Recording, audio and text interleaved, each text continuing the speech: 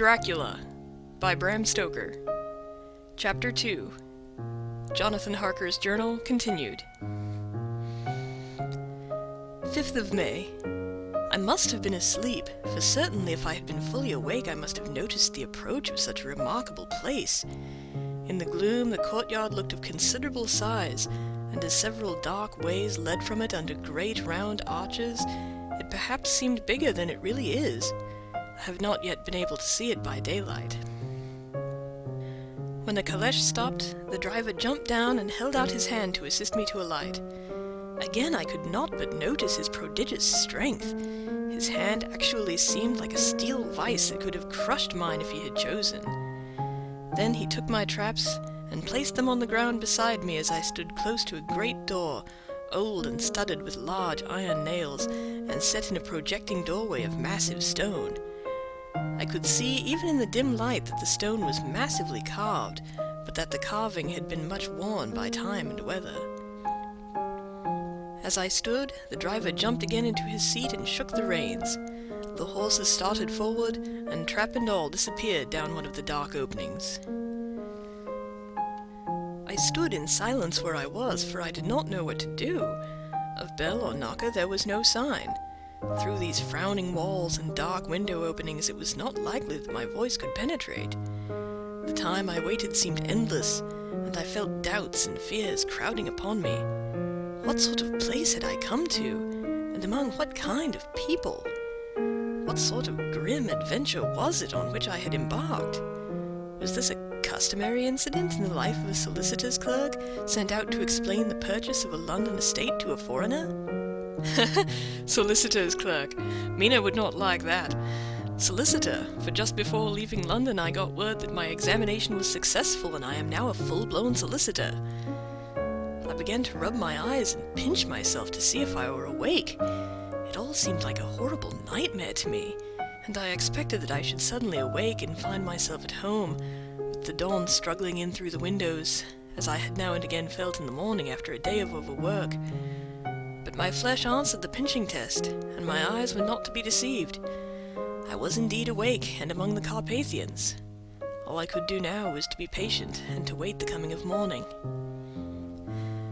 Just as I had come to this conclusion I heard a heavy step approaching behind the great door, and I saw through the chinks the gleam of a coming light. Then there was the sound of rattling chains and the clanking of massive bolts drawn back. A key was turned with the loud grating noise of long disuse, and the great door swung back. Within stood a tall old man, clean-shaven save for a long white moustache, and clad in black from head to foot without a single speck of color about him anywhere.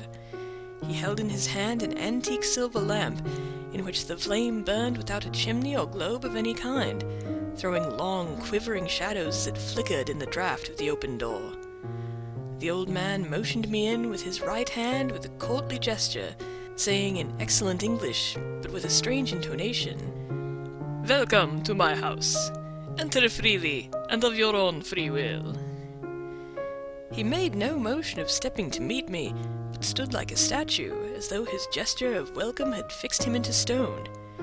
The instant, however, that I had stepped over the threshold, he moved impulsively forward, and holding out his hand, grasped mine with a strength which made me wince, an effect which was not lessened by the fact that it seemed cold as ice, more like the hand of a dead than a living man. Again he said, "Welcome to my house.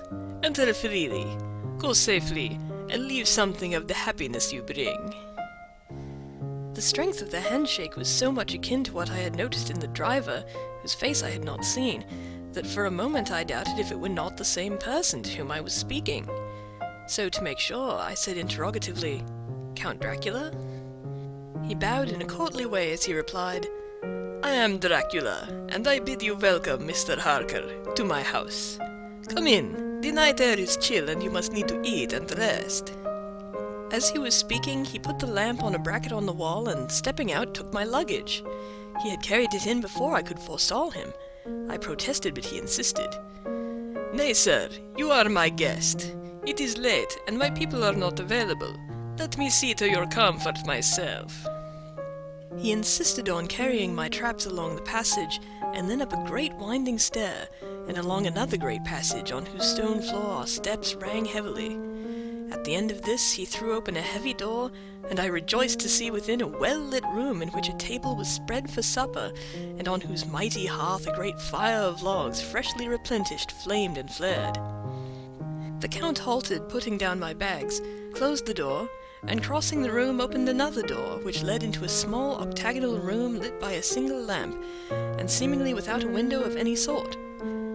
Passing through this, he opened another door, and motioned me to enter. It was a welcome sight, for here was a great bedroom well lighted and warmed by another log fire, also added to but lately, for the top logs were fresh, which sent a hollow roar up the wide chimney. The Count himself left my luggage inside and withdrew, saying, before he closed the door, "You will need, after your journey, to refresh yourself by making your toilette. I trust you will find all you wish. When you are ready, come into the other room, where you will find your supper prepared." The light and warmth of the Count's courteous welcome seemed to have dissipated all my doubts and fears. Having then reached my normal state, I discovered that I was half famished with hunger, so making a hasty toilette, I went into the other room. I found supper already laid out. My host, who stood on one side of the great fireplace leaning against the stonework, made a graceful wave of his hand toward the table and said, "I pray you be seated and sup how you please. You will, I trust, excuse me that I do not join you, but I have dined already, and I do not sup." I handed to him the sealed letter which Mr. Hawkins had entrusted to me. He opened it and read it gravely. Then, with a charming smile, he handed it to me to read. One passage of it at least gave me a thrill of pleasure.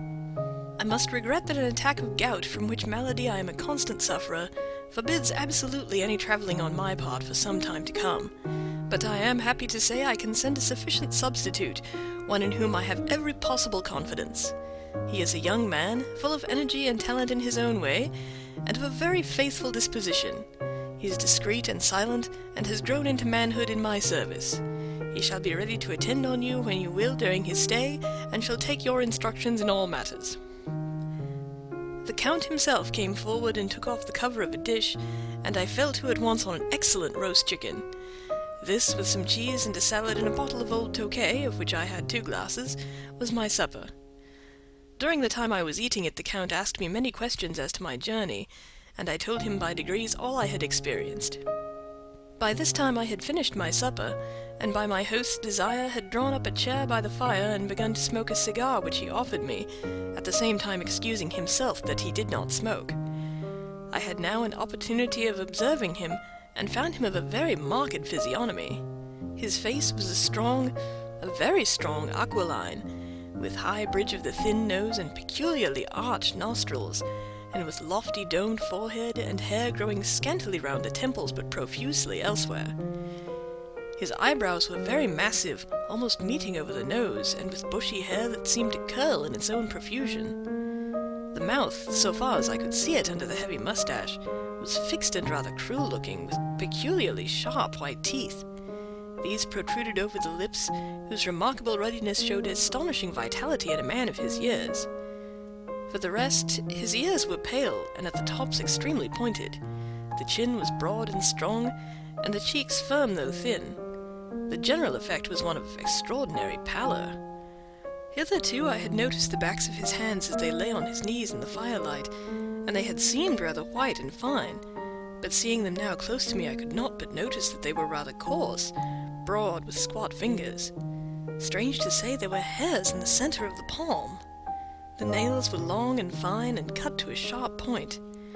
As the Count leaned over me and his hands touched me, I could not repress a shudder. It may have been that his breath was rank, but a horrible feeling of nausea came over me, which, do what I would, I could not conceal. The Count, evidently noticing it, drew back, and with a grim sort of smile, which showed more than he had yet done of his protuberant teeth, sat himself down again on his own side of the fireplace. We were both silent for a while, and as I looked towards the window I saw the first dim streak of the coming dawn. There seemed a strange stillness over everything, but as I listened, I heard as if from down below in the valley the howling of many wolves. The Count's eyes gleamed, and he said, "Listen to them, the children of the night. What music they make."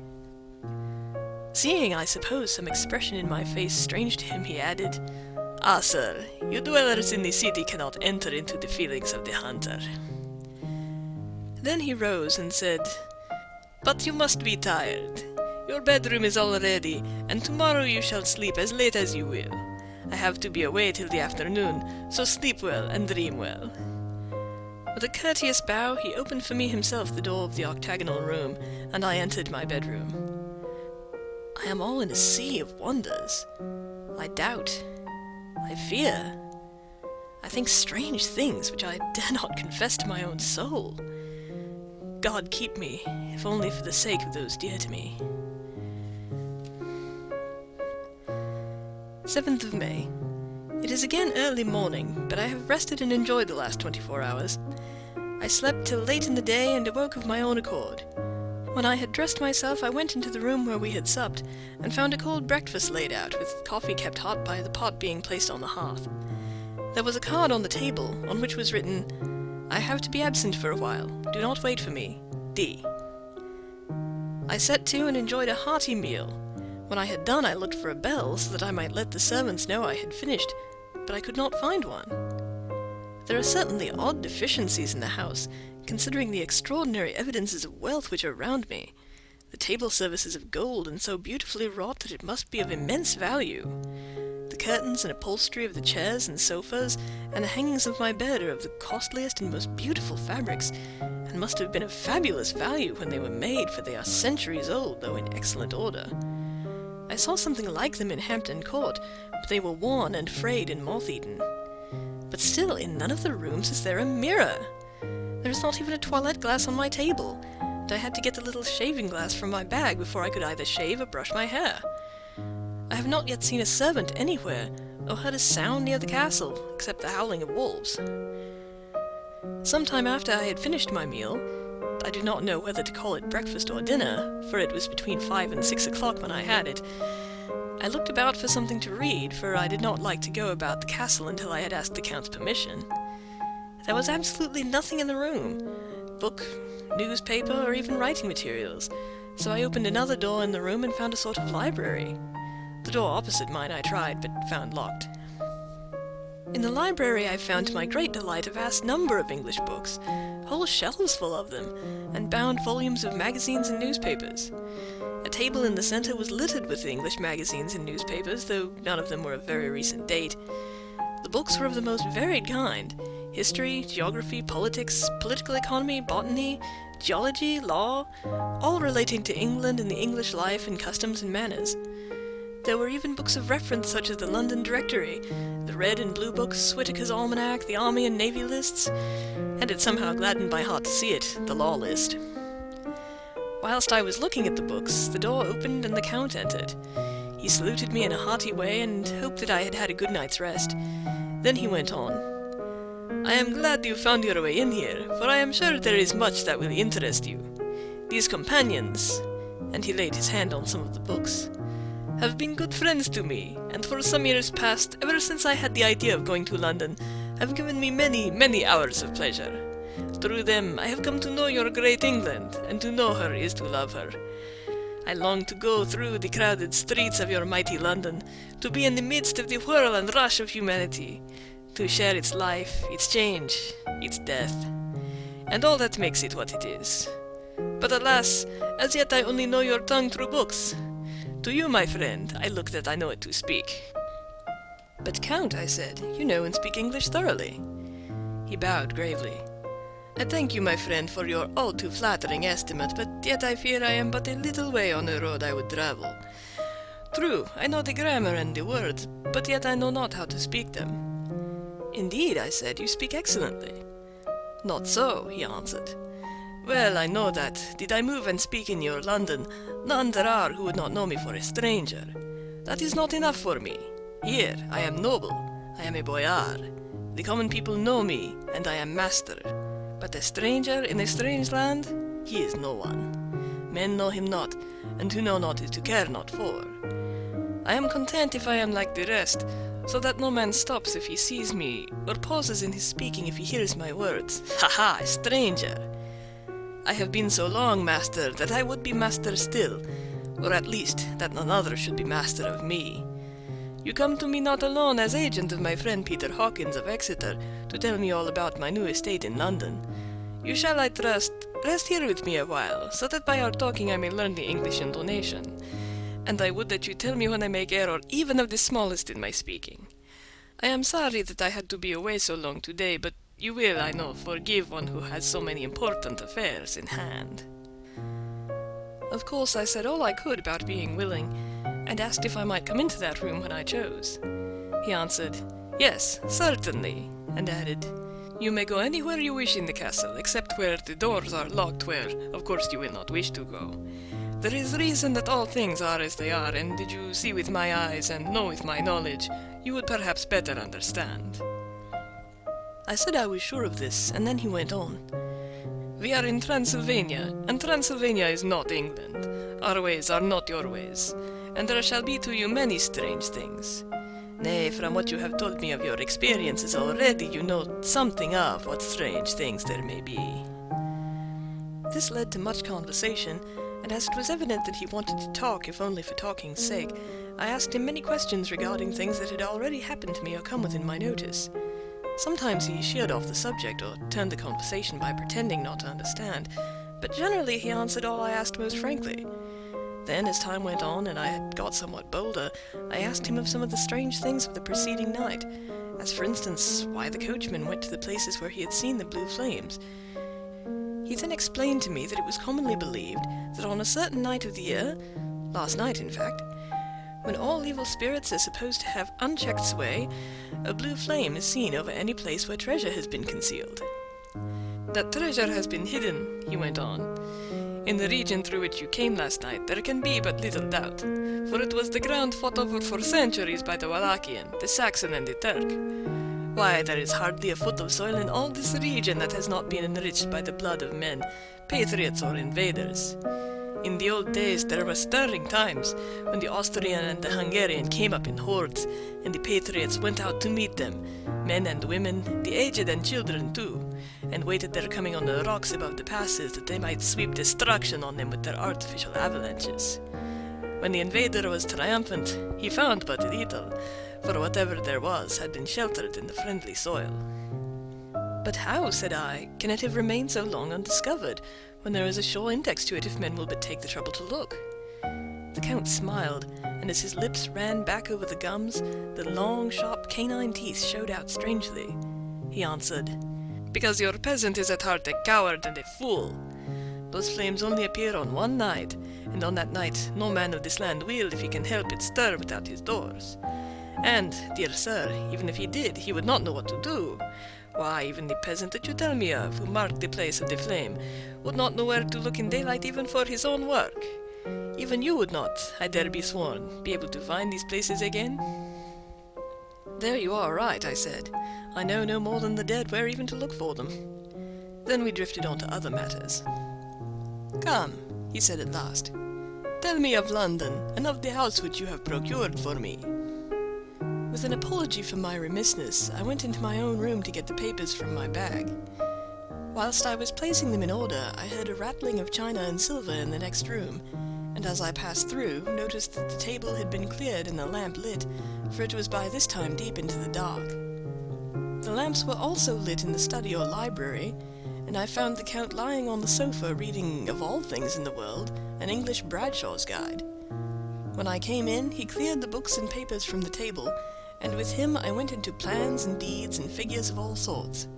He was interested in everything, and asked me a myriad questions about the place and its surroundings. He clearly had studied beforehand all he could get on the subject of the neighborhood, for he evidently at the end knew very much more than I did.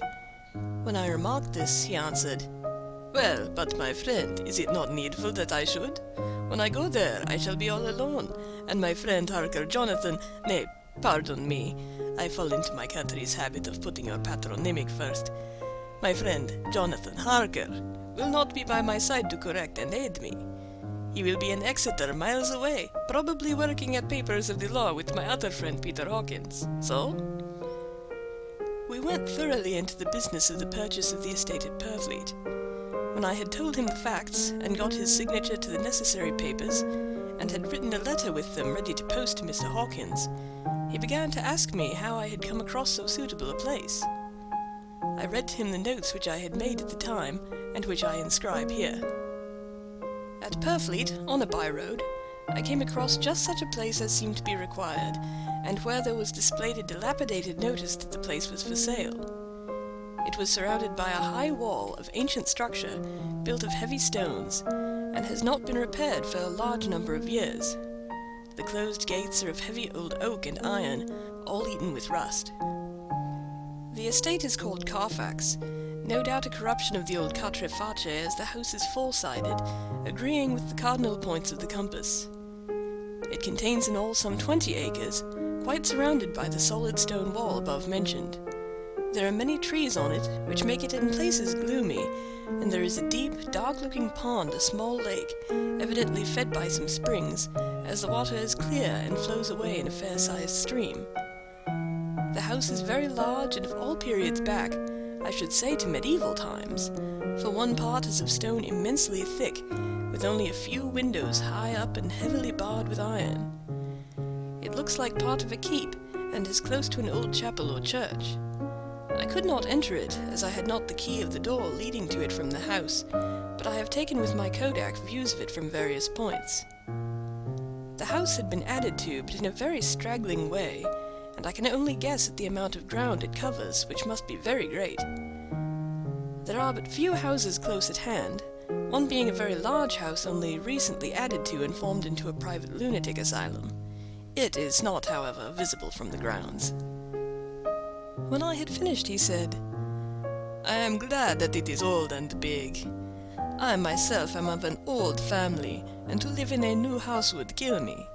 A house cannot be made habitable in a day, and after all, how few days go to make up a century. I rejoice also that there is a chapel of old times. We Transylvanian nobles love not to think that our bones may lie amongst the common dead. I seek not gaiety nor mirth, not the bright voluptuousness of much sunshine and sparkling waters which please the young and gay. I am no longer young, and my heart, through weary years of mourning over the dead, is attuned to mirth. Moreover, the walls of my castle are broken. The shadows are many, and the wind breathes cold through the broken battlements and casements. I love the shade and the shadow, and would be alone with my thoughts when I may." Somehow his words and his look did not seem to accord, or else it was that the cast of his face made his smile look malignant and saturnine. Presently, with an excuse, he left me, asking me to pull my papers together. He was some little time away, and I began to look at some of the books around me. One was an atlas, which I found open naturally to England, as if that map had been much used.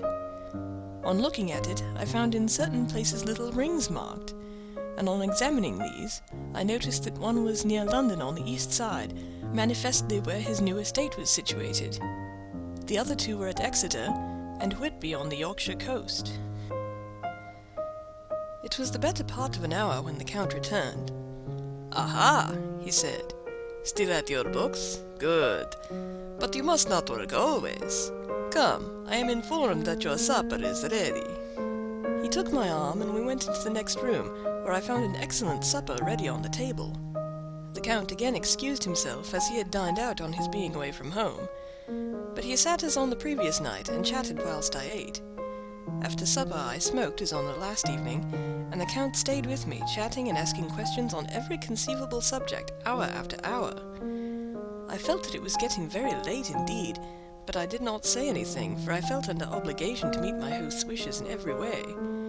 I was not sleepy, as the long sleep yesterday had fortified me, but I could not help experiencing that chill which comes over one at the coming of the dawn, which is like, in its way, the turn of the tide.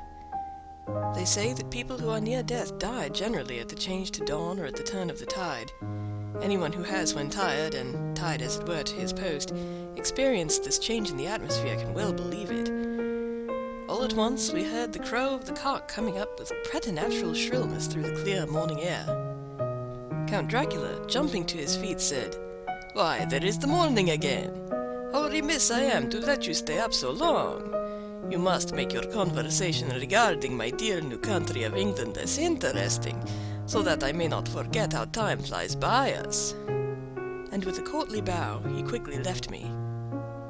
I went into my room and drew the curtains, but there was little to notice. My window opened into the courtyard. All I could see was the warm grey of the quickening sky. So I pulled the curtains again, and have written of this day. 8th of May. I began to fear as I wrote in this book that I was getting too diffuse, but now I am glad that I went into detail from the first, for there is something so strange about this place and all in it that I cannot but feel uneasy. I wish I was safe out of it, or that I had never come. It may be that this strange night existence is telling on me, but would that that were all. If there were anyone to talk to I could bear it, but there is no one. I have only the Count to speak with, and he... I fear I am myself the only living soul within the place. Let me be prosaic so far as facts can be. It will help me to bear up, and imagination must not run riot with me. If it does, I am lost. Let me say at once how I stand, or seem to. I only slept a few hours when I went to bed, and feeling that I could not sleep any more, got up. I had hung my shaving glass by the window, and was just beginning to shave. Suddenly, I felt a hand on my shoulder, and heard the Count's voice saying to me, "Good morning." I started, for it amazed me that I had not seen him, since the reflection of the glass covered the whole room behind me. In starting I had cut myself slightly, but did not notice it at the moment. Having answered the Count's salutation, I turned to the glass again to see how I had been mistaken. This time there could be no error, for the man was close to me, and I could see him over my shoulder, but there was no reflection of him in the mirror. The whole room behind me was displayed, but there was no sign of a man in it, except myself. This was startling, and coming on top of so many strange things, was beginning to increase that vague feeling of uneasiness which I always have when the Count is near. But at the instant I saw that the cut had bled a little, and the blood was trickling over my chin. I laid down the razor, turning as I did so half round to look for some sticking plaster. When the Count saw my face, his eyes blazed with a sort of demoniac fury, and he suddenly made a grab at my throat. I drew away, and his hand touched the string of beads which held the crucifix. It made an instant change in him, for the fury passed so quickly that I could hardly believe that it was ever there. "Take care," he said. "Take care how you cut yourself. It is more dangerous than you think in this country." Then, seizing the shaving glass, he went on, "And this is the wretched thing that has done the mischief. It is a foul bauble of man's vanity. Away with it!" And opening the window with one wrench of his terrible hand, he flung out the glass, which was shattered into 1,000 pieces on the stones of the courtyard far below. Then he withdrew without a word. It is very annoying, for I do not see how I am to shave, unless in my watch case or the bottom of the shaving pot, which is fortunately of metal. When I went into the dining room, breakfast was prepared, but I could not find the Count anywhere, so I breakfasted alone. It is strange that as yet I have not seen the Count eat or drink. He must be a very peculiar man. After breakfast, I did a little exploring in the castle. I went out on the stairs and found a room looking towards the south. The view was magnificent, and from where I stood there was every opportunity of seeing it. The castle is on the very edge of a terrific precipice. A stone falling from the window would fall 1,000 feet without touching anything. As far as the eye can reach is a sea of green treetops, with occasionally a deep rift where there is a chasm. Here and there are silver threads where the rivers wind in deep gorges through the forests. But I am not in heart to describe beauty, for when I had seen the view I explored further. Doors, doors, doors everywhere, and all locked and bolted. In no place save from the windows in the castle walls is there an available exit. The castle is a veritable prison, and I am a prisoner.